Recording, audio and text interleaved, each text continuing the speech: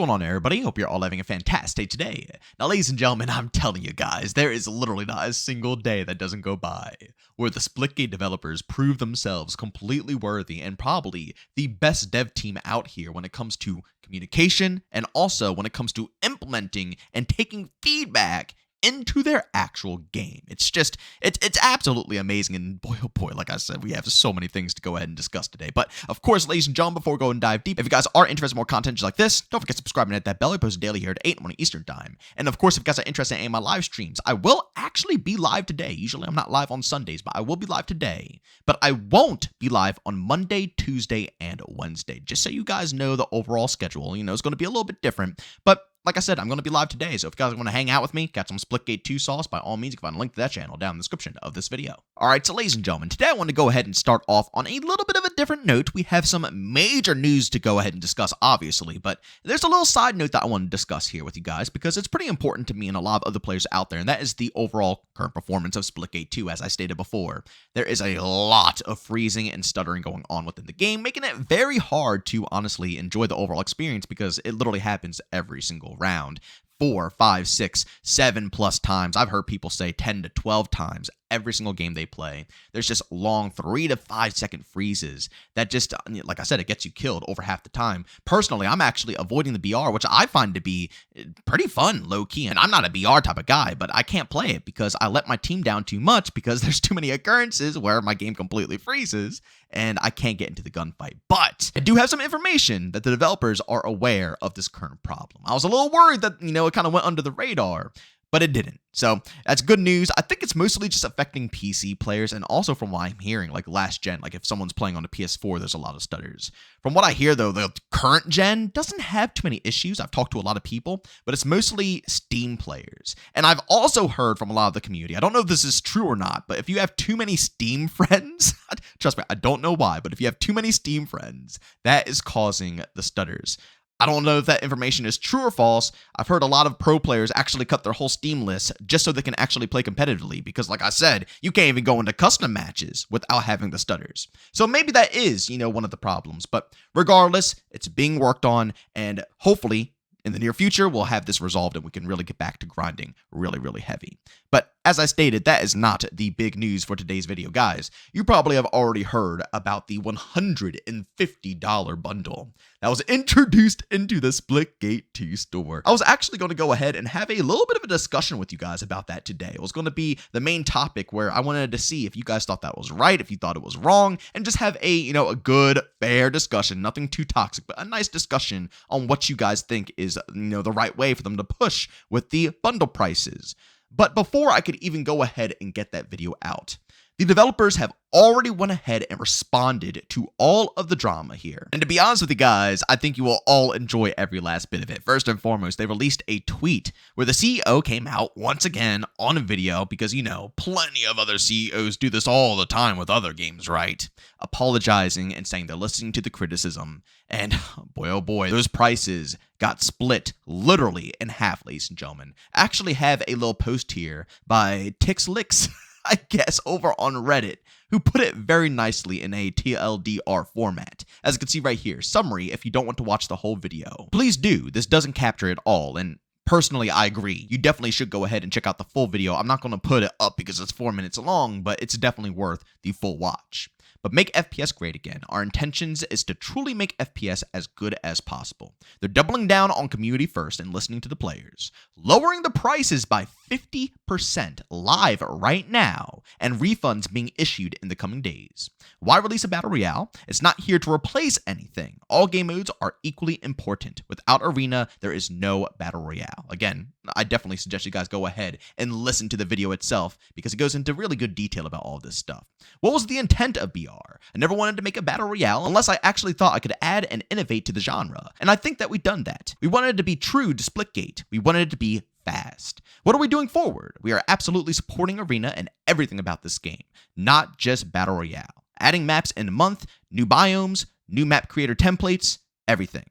And ranked, grind, and camos. Yes, you heard that correctly. Ranked is coming in the next 2 to 4 weeks, and we want to balance things before we set it live. Mastery skins, 2 to 4 weeks. Again, as stated before, if you want to hear all the fine details of what the CEO said, by all means, check out the video. I have a link to that down in the description of this video.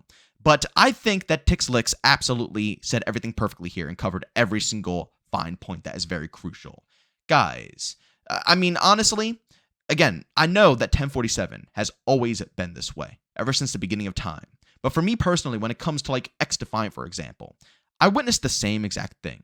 And, it really taught me a lesson because I think a lot of us in this community are a little, how can I put it? We're going through some trauma, man, when it comes to a lot of the games that have been launched in the recent years. People don't really, believe that developers are going to do anything, if I'm going to be completely honest with you. That's the easiest way of putting it. And XDefiant had the same thing. Great devs. They always responded, always did the right thing. But every single time something busted or broke or something went wrong or they did something that was, not really smart, the community literally flatlined. And all hell broke loose every single time. And guess what? Literally within a day or two, the developers will come out and say, yeah, we're changing this. We're reverting this. Something is going to change around.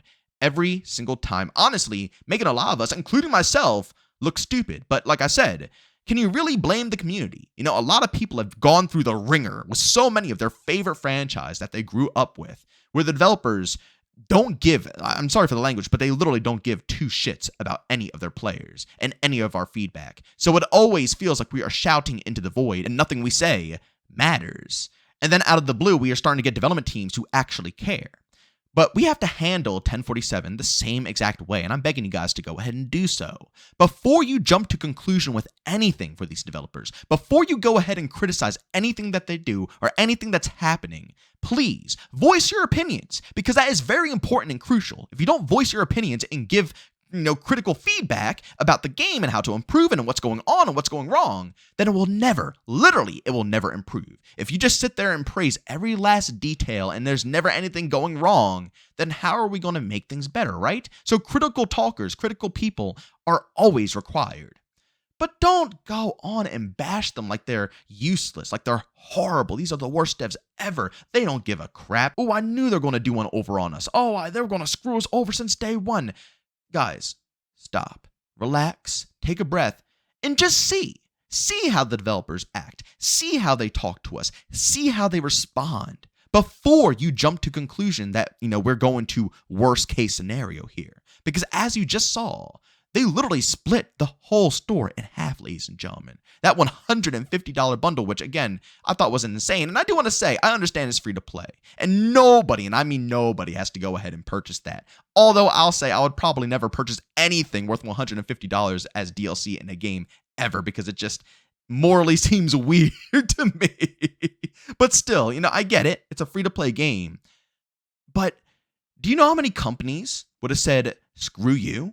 Do you know how many times companies have already done such a thing, like saying, screw you, to things like this? All the time. And here we are. 1047 didn't have to do anything, honestly. The game is free. We could just keep playing. The battle passes are great. Let's be honest here. The battle passes are literally $5 each, and you get the exact amount of coins out of each battle pass. So once you complete one, you get the next one for free. And then you do the same thing. Oh, guess what? Get the next one for free. It's an endless loop of content, and content that's actually worth it.